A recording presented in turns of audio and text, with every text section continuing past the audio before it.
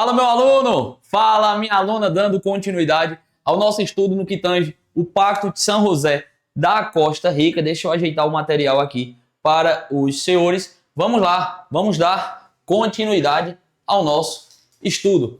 Convenção Americana de Direitos Humanos, Pacto de São José da Costa Rica. Tratando agora com os senhores o direito à liberdade pessoal. Se liga só, a nossa convenção proíbe prisões arbitrárias. Arbitrárias você já sabe. O que é arbitrário é forçado e não existe. Contanto, você já sabe que existem as exceções. Exceções essas previstas em leis. Então os estados, eles vão, por meio das suas leis, trazer as formas de prisão. Então se tiver tudo de acordo com a lei, é claro e óbvio que está dentro da legalidade. Uma prisão em flagrante, uma prisão preventiva, uma prisão temporária para o nosso ordenamento jurídico. Está ok, por quê? Porque está de acordo com as leis. Fora estas questões que a lei traz, seguindo o princípio da legalidade, esta situação dos direitos que garante a liberdade pessoal, se liga, não pode prender arbitrariamente fora dessas previsões previstas em lei. Massa? Show de bola. A partir deste princípio, a partir desta garantia, né, são dados aqui direitos, garantias ao preso, como, por exemplo, informações da prisão. Isso a gente estuda lá no Código de Processo Penal, por exemplo, que diz que a prisão ela deve ser imediatamente comunicada ao juiz, à família do preso ou outra pessoa por ele indicada, não é isso? Vem desta situação aqui. É uma garantia prevista dentro do nosso Pacto de São José. A apresentação ao juiz. Lembra? Se você tiver na sua prova o Código de Processo Penal, você sabe que tem um juiz responsável por fazer a audiência de custódia. Lembra? O cara foi preso, tem até 24 horas para que ele sente com o juiz, né? Sente com o juiz sem juridiquês, sem arrudeio, para que você entenda. Não é sentar frente a frente, nem funciona assim hoje em dia. É mais por videoconferência e tal, mas também tem a situação em que o juiz vai analisar se houve ilegalidade, se houve algum tipo de abuso envolvendo esta prisão. Tá massa? Apresentação ao juiz. Prazo razoável. E também dá o direito do habeas corpus, mediante abuso de poder, né, no que tange a sua liberdade de ir e vir, é aplicável um remédio constitucional, que você sabe, este remédio, no que se refere à liberdade de ir e vir, afetada por alguma ilegalidade ou algum abuso de poder, é chamado de habeas corpus. Todos esses itens, aqui está mastigado, está resumido para você. Todos esses itens estão no que tange à liberdade pessoal. E a informação mais importante até aqui para os senhores é essa aqui, ó. Não há, tá? Não há prisões por dívidas. Não há prisões por dívidas, exceto a pensão alimentícia. Veja bem, não há prisão por dívida. Por isso que quando você estuda este assunto lá no direito constitucional, a gente tem que te informar que prisão por dívida não vale mais. Tá lá no texto constitucional, mas é ilícito. Tem até uma súmula que vai embasar essa situação. Por quê? Porque você sabe, você viu comigo na primeira aula, ou foi na aula passada, que o Estado ele tem que se adequar. Então, se por exemplo não, é o fato, estava lá na Constituição dizendo que é permitido prisão por dívidas e pensão alimentícia. Se o Brasil promulgou o Pacto de São José, ele tem que se adequar. Então, o que é que acontece? Veio uma súmula e diz, é totalmente ilícita a prisão por dívida, seguindo a nossa convenção. Massa? Então, é proibida a prisão por dívidas, mas a pensão alimentícia aí não. A pensão alimentícia, ela tem validade. Quer ver só? Olha aqui no material. Deixa eu ajeitar para vocês. Show. Vamos lá. Artigo 7. Direito à liberdade pessoal. Toda pessoa, qualquer pessoa, tem direito à liberdade e à segurança pessoal. Ninguém pode ser privado de sua liberdade, salvo pelas causas e nas condições previamente fixadas pelas constituições políticas dos Estados partes ou pelas leis, de acordo com elas promulgadas. Essa situação, eu não posso privar ninguém de sua liberdade física, eu não posso prender ninguém, a não ser o que já é autorizado. A não ser o que já é autorizado por lei. Por exemplo, no Brasil hoje, nós temos a prisão em flagrante, temos a prisão temporária e também temos a prisão preventiva. Tá massa? O que mais? Ninguém pode ser submetido à detenção ou a encarceramento arbitrário. É essa situação que eu trouxe para os senhores no resumo. Não posso prender forçadamente desde que não esteja dentro dessa situação. Existe o salvo, é claro. Toda pessoa detida ou retida deve ser informada das razões por que você está sendo preso, da sua detenção e notificada, sem demora, a acusação ou acusações formuladas contra elas. Ela tem que ficar ciente de tudo que está sendo alegado contra ela, né? Até porque ela tem direitos, ela tem garantias, como por exemplo a ampla defesa, o contraditório, que ela vai se defender, né? Show? Dando continuidade, toda pessoa detida ou retida deve ser conduzida, sem demora, à presença de um juiz ou outra autoridade autorizada por lei a exercer funções judiciais e tem direito a ser julgada dentro de um prazo razoável. Trouxe no material dos senhores a apresentação ao juiz, sim, e o prazo razoável.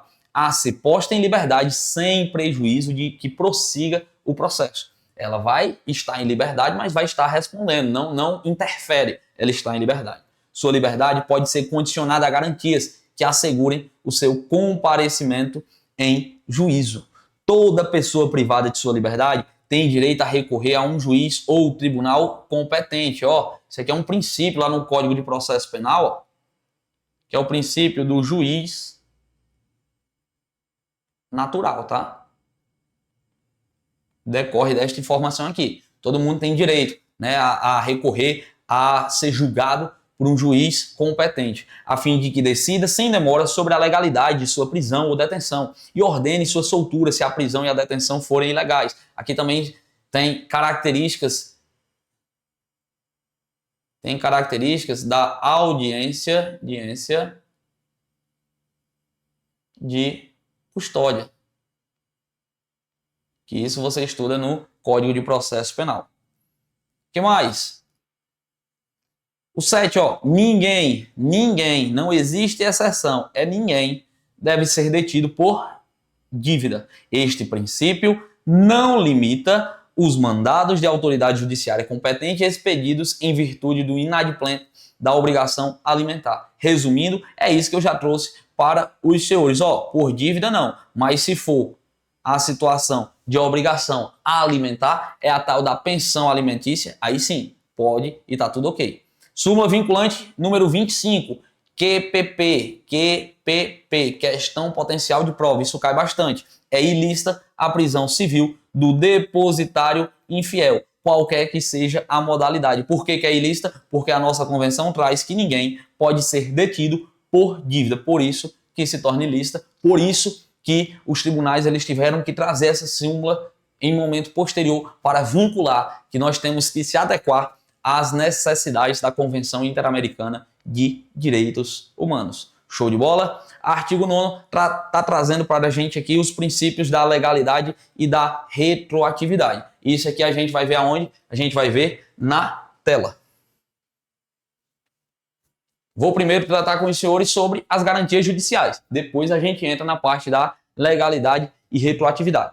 Garantias judiciais, aqui eu trouxe o resumo. Não vou trazer a letra de lei porque são vários textos, mas são garantias que você já conhece. Então deixa só mastigadinho aqui do jeito que tá e já tá bacana. Garantias judiciais, ela é ligada ao devido processo legal. Devido processo legal é um princípio que embasa toda a parte do Código de Processo Penal, seja ele comum ou seja ele militar, seja ele especial. Se liga só, devido processo legal significa que tudo no que concerne a parte processual tem que ser nos conformes, tá? Então, é necessário um juiz competente, inclusive você já viu comigo no que tange à liberdade pessoal. Então, é necessário que você seja julgado em um juiz competente. Um crime na esfera comum vai para a Justiça Comum, um crime na esfera federal, em regra, vai para a Justiça Federal. Um crime cometido que vai para o tribunal do júri, dolosos contra a vida. Então, existe o juízo competente. Isso faz parte, sim, da característica que eu já citei com os senhores, que é o juiz natural. É vedado, né? O tribunal de exceção. Show de bola?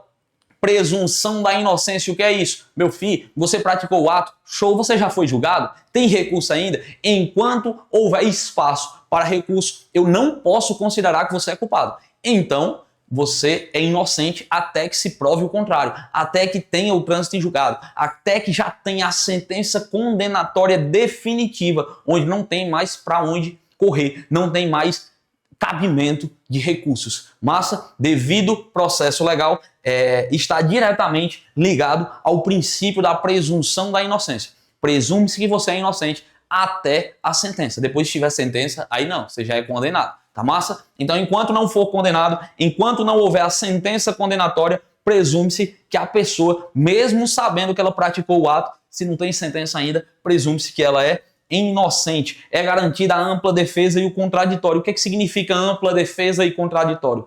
Ampla defesa, eu vou me defender. Então eu posso utilizar de todos os meios de provas obtidos contra a minha pessoa ou ao meu favor para utilizar isso para me defender. Então eu tenho que ter acesso amplo aos elementos de prova para que eu possa exercer o meu papel, exercer a minha defesa. É diferente do contraditório. Andam juntos, mas são diferentes. Contraditório é o direito de contradizer o que estão alegando a minha pessoa. Então é o direito de dizer, ó, não foi assim não, foi assado. Ei, não foi ele não, foi ela. É o direito de contradizer o que estão alegando, o que estão apontando referente à pessoa. Direito também, ó, de ser acompanhado pelo advogado, tá? Não produzir provas. Existe o princípio nemo tenetur si detegere. Eu não sou obrigado a produzir provas contra a minha pessoa, tá? Direito de não autoincriminação é garantido também de acordo com o nosso pacto. Direito também de entrar com recursos quando for necessário.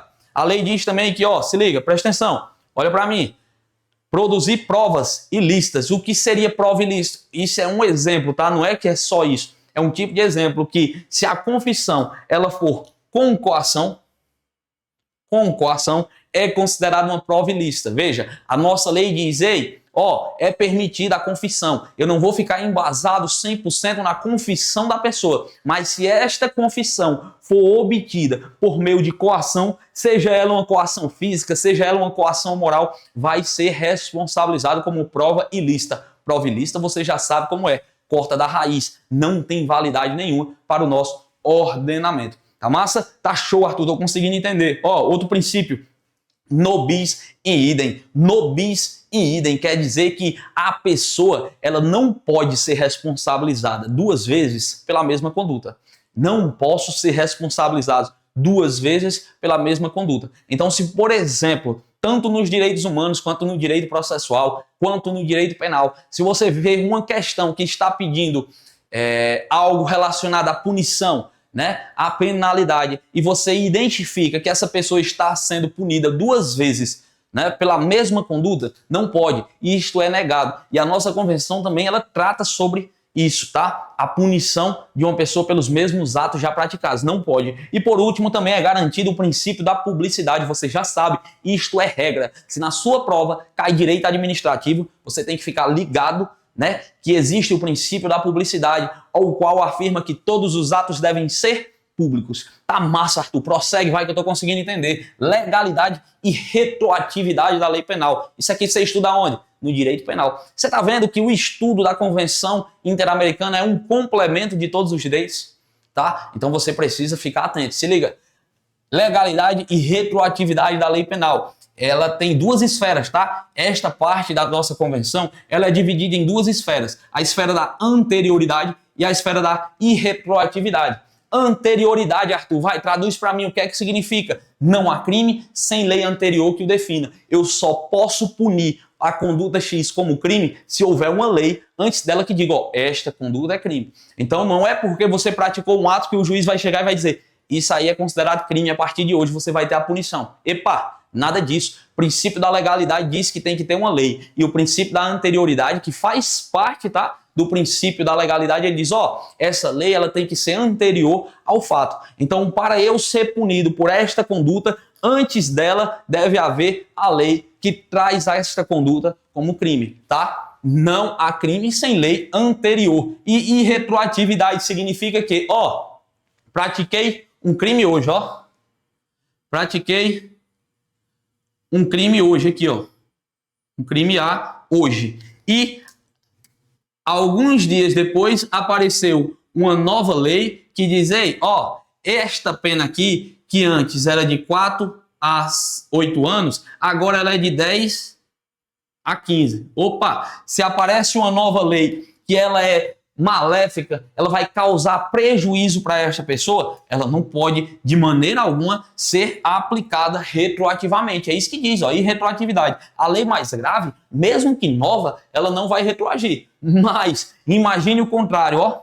Imagine que eu fui punido com pena de 4 a 8 anos. E agora apareceu uma nova lei que diz, ei, a pena agora é só de 2 a 4 anos. Aí eu te pergunto, e aí, Arthur? Aplica essa lei, já que ela é posterior ao fato, o cara já está sendo condenado por uma pena de 4 a 8 anos. Imagine que de 4 a 8 anos ele já cumpriu 2 aqui, ó.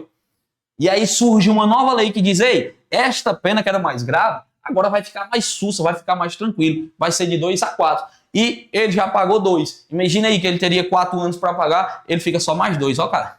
Ele fica só mais 2 e vai sair. Por quê? Porque a lei benéfica, ela vai ser aplicada, mas a lei maléfica não. Agora deu um nó na emenda, eu não gostei disso, eu não quero saber o que você gostou ou não gostou, porque eu sei que você não vai gostar, porque você quer ser polícia, quer vibrar, quer bater na cara de vagabundo, dar chute em porta, né? E dizer para todo mundo que é polícia, anda logo com distintivo se for policial civil, mas ó, infelizmente, existem essas regras, né? E infelizmente, nesse sentido, você precisa saber o que é que você...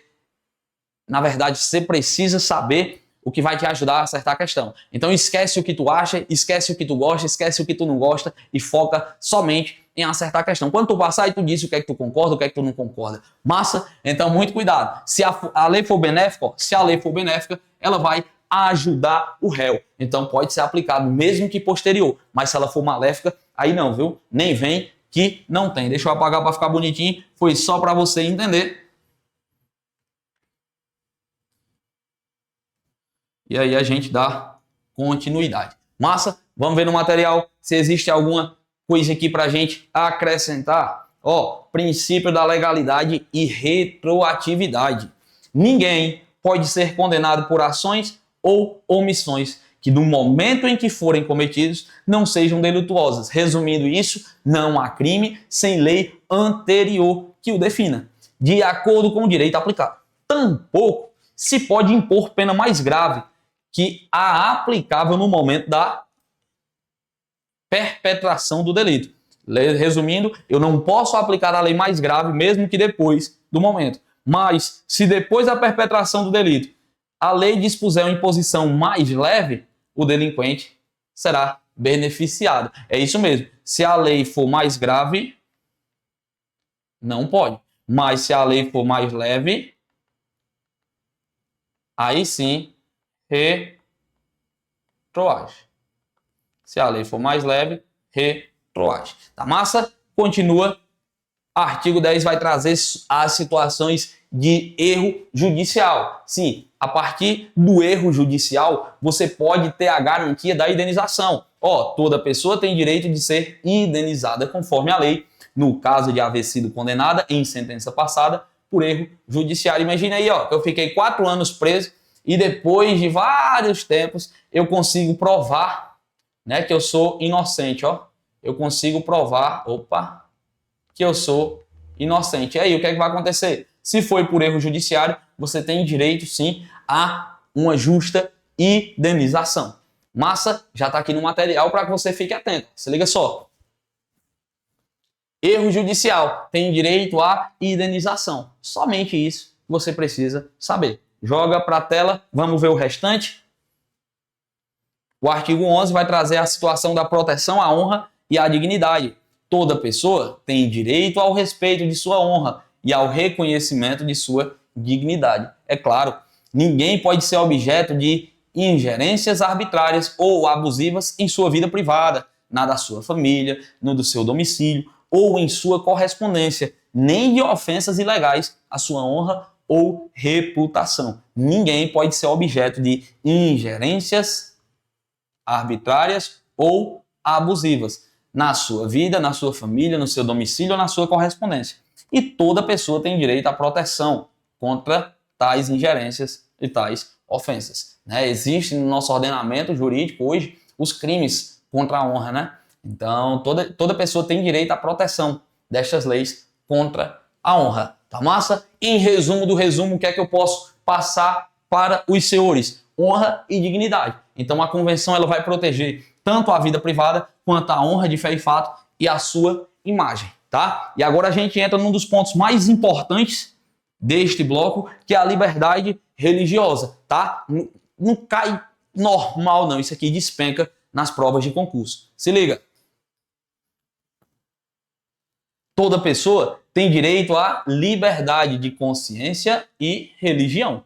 Esse direito implica a liberdade de conservar sua religião ou suas crenças, ou de mudar de religião ou de crenças, bem como a liberdade de professar, de divulgar sua religião e suas crenças, seja individual ou coletiva, tanto em público quanto em privado. A gente sabe, país laico, né, o nosso Brasil. Então a gente não tem uma religião certa. Você pode exercer a sua religião, inclusive é direito constitucional. Ninguém pode ser objeto de medidas restritivas que possam limitar a sua liberdade de conservar a sua religião ou sua crença, ou de mudar de religião. Vê? Se liga, vou traduzir isso aqui para ti, ó.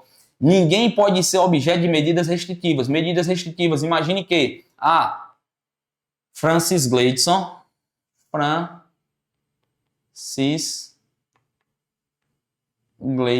é assim, é para ficar bonito não. Francis Gleidson, ele foi preso, ó. Ele foi preso. E aí o que é que acontece? Já que ele tem essa medida restritiva, ele não pode ser limitado de sua liberdade religiosa. Então, não é porque ele é preso que ele não pode exercer as suas orações, que ele não pode rezar, né? Orar e rezar é um pouco diferente, tá? Ele não pode exercer qualquer liberdade no que tange à religião, tá? Ele não pode ser limitado a nada por conta da sua medida restritiva. Não, a sua liberdade de religião é garantida. A liberdade de manifestar a própria religião e as próprias crenças está sujeita unicamente às limitações prescritas pela lei que sejam necessárias para proteger a segurança, a ordem, a saúde, a moral pública ou os direitos. Então existe aqui uma limitação, tá? Limitação. Por quê? Porque existem países, sim, que possuem as suas religiões, tá? Então, se, por exemplo, existe uma lei estadual que diz, uma lei estadual, entenda, uma lei em um país, que exige que a religião deste país tem que ser X, Y, Z, aí sim, existe uma limitação. Ó. A própria religião a liberdade de manifestar a própria religião e as próprias crenças está sujeita unicamente ao quê? Às limitações prescritas pela lei que sejam necessárias para proteger a segurança, a ordem, a saúde, a moral pública e os direitos e liberdades das demais pessoas. Então não pode a questão dizer que é ilimitado, não, existe uma limitação. E os pais, quando for o caso, os tutores têm direito a que seus filhos ou pupilos recebam a educação religiosa ou moral, que esteja de acordo com as suas próprias convicções. Resumindo isso aqui, os pais eles podem escolher e podem ensinar, tá, sobre a religião que eles querem para os seus filhos. Como resumo aqui, eu trouxe para os senhores o que no material? Ó, liberdade religiosa. É o direito de ter a religião, é o direito de mudar de religião e também o direito de manifestar, seja em público, seja privado, seja individual ou seja coletivo. Mas existe limites, existe a limitação. A limitação ela vem de onde? Ela vem das leis.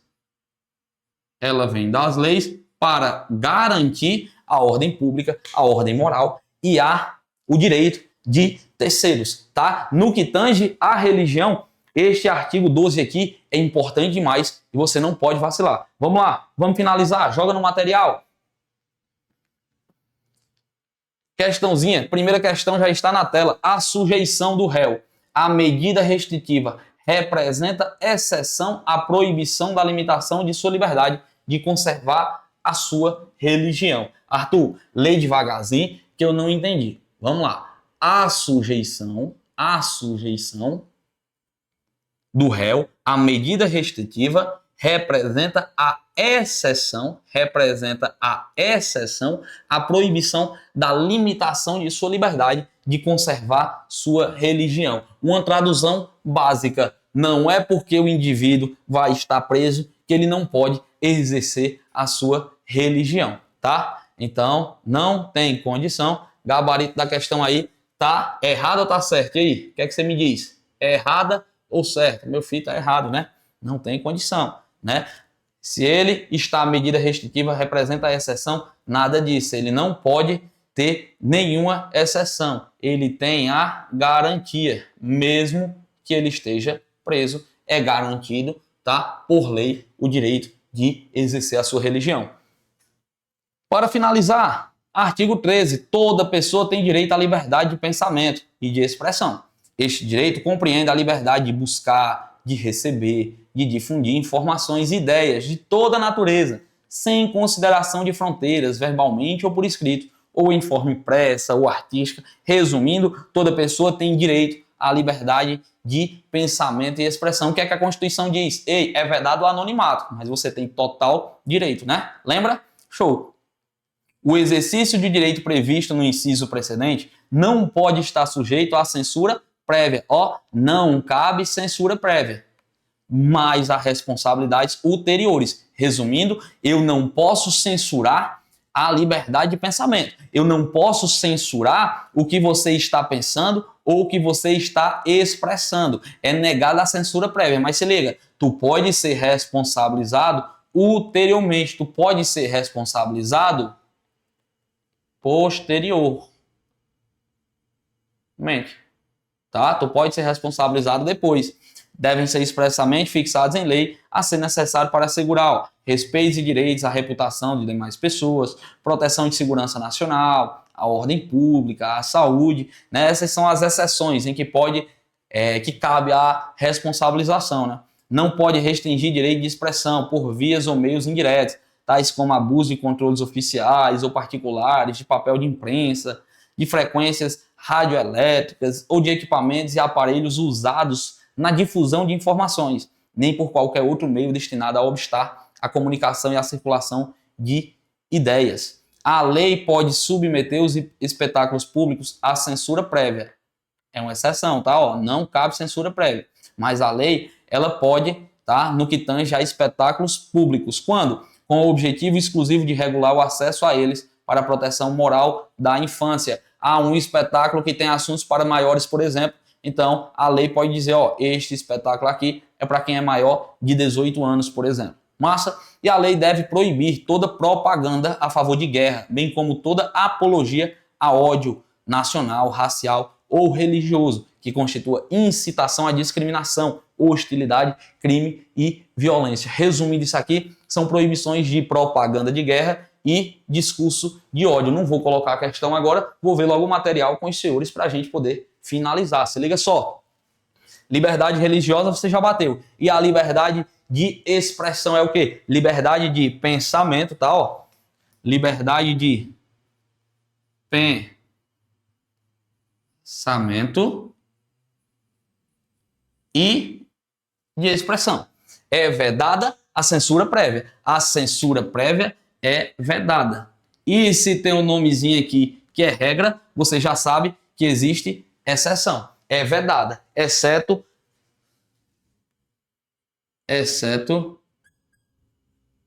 a situação do menor de 18 anos. Tá massa? É admitido os casos de responsabilização posterior. Não vai ter censura, mas a depender do que você pense ou do que você fale, você pode ser responsabilizado posteriormente, ulteriormente. Tá massa? E as proibições. Propaganda de guerra é totalmente proibido, assim como discursos que envolvam ódio, discriminação, seja racial, religiosa, você acabou de ler comigo. Vamos fazer uma questão para a gente poder finalizar aqui, Se liga, a prisão por dívida, segundo a Convenção Americana sobre Direitos Humanos, somente permite exceção em razão do inadimplemento de obrigação alimentar, tá certo? A prisão por dívida, segundo a Convenção, somente permite exceção. Não cabe prisão por dívida, somente a de obrigação alimentar. E aí, o que você me diz? Este gabarito tá certo ou tá errado? Arthur, tá certo, né? Tá bonito, tá show de bola, tá fácil, tá tranquilo. Gabarito da nossa segunda questão. Tá facinho, tá batido. E eu espero, meu filho, do fundo do coração, que você tenha compreendido o que eu quis trazer para os senhores, tá? Te espero na próxima aula para a gente poder dar continuidade à nossa convenção, que vai ficar tranquila com este assunto aqui, com esse material enxuto aqui, Pelo amor de Deus, materialzinho desse aqui resumido, você vai acertar qualquer questão que vier, e eu tenho certeza disso. Desde já, tamo junto, valeu, é nóis.